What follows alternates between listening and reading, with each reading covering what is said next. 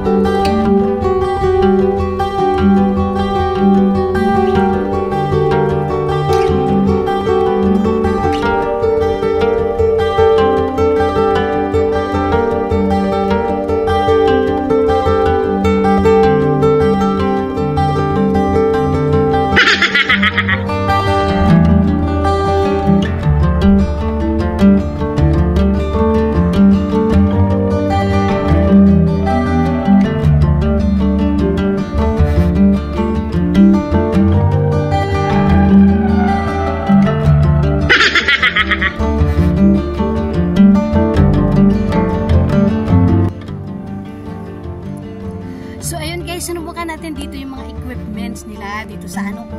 Ayun, hindi ko na siya subukan kasi mabasa.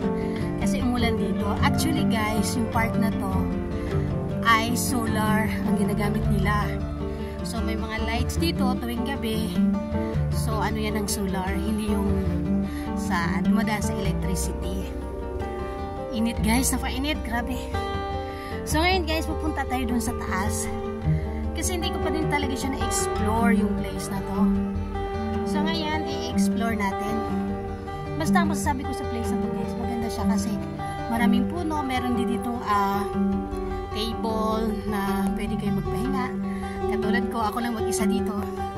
Kasi syempre, tanghali. At saka bumalik talaga ako ng kaagad kasi gusto ko nga dito kasi maganda siya.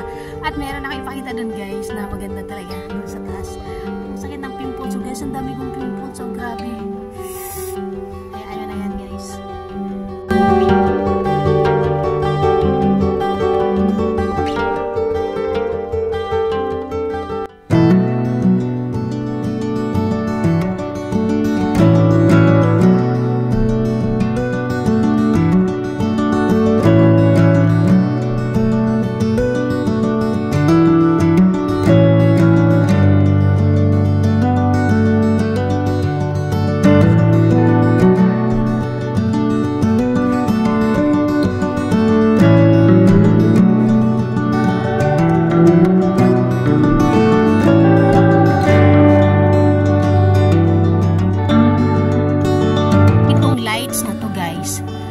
solar.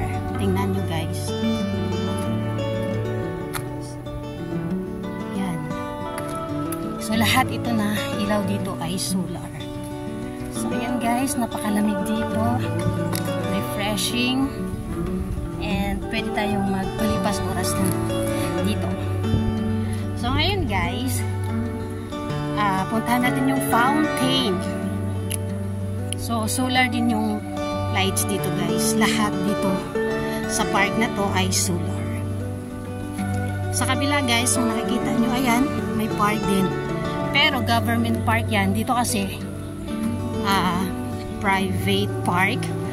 Ang park na ito ay minamanage ng Braemar Hill. So ayan guys.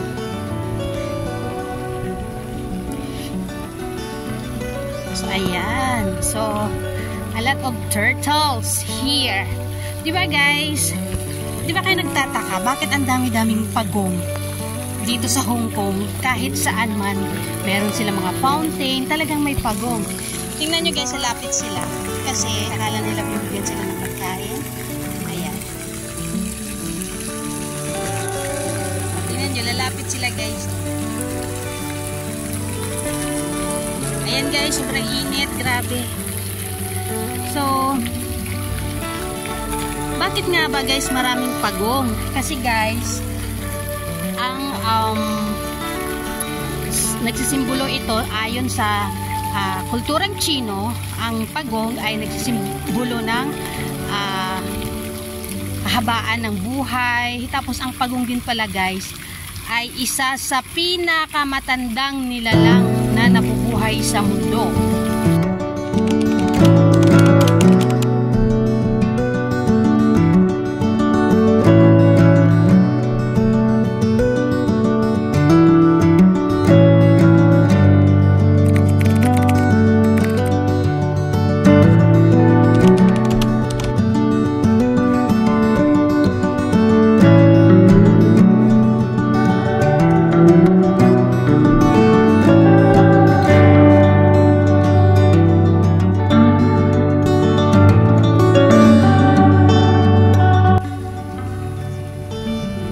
Sobrang ganda talaga dito guys, pero sobrang init.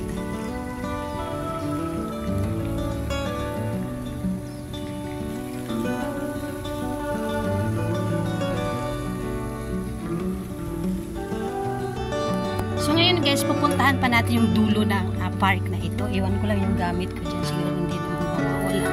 Actually guys, nakapalibot din naman yung CCTV dito. So, nothing to worry. Ano lang dito guys, maraming baboy damo. Doon ko siya nakita nang naglakad kami doon. Doon ko siya nakita.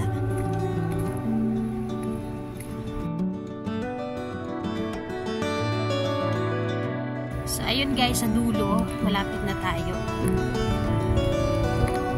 Binalikan ko lang yung aking dala. So ang ganda dito guys, maganda dito pag yung medyo hindi masyadong mainit. Pero bawal dito magdala ng pagkain guys, di ba? Yung mag-picnic kayo dito, bawal guys.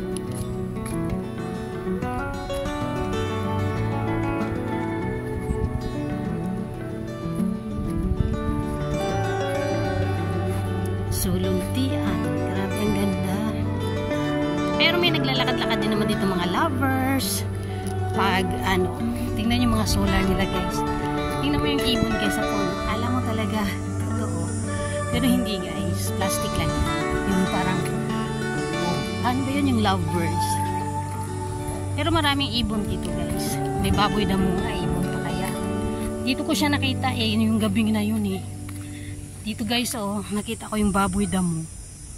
Bumaba kasi sila dun sa bundok. Kasi bundok nga naman talaga itong lugar na ito. So, hindi nakapagtataka kung may mga baboy damo na nandito. So, ayun guys. Tingnan nyo naman. Ayan pala guys, yung puno na yan ay tingnan natin. Alam ko dwarf dates yan. Tingnan natin guys. Ay ano yan? Libistuna Chinenses. Sa English, hindi ko alam. Hirap. So, ayan guys, oh. Yung sa dulo, apart pa din yun. So, ayan guys. So, ayan. Uy, may malaking isda. Ay, sobrang laki niya na, oh.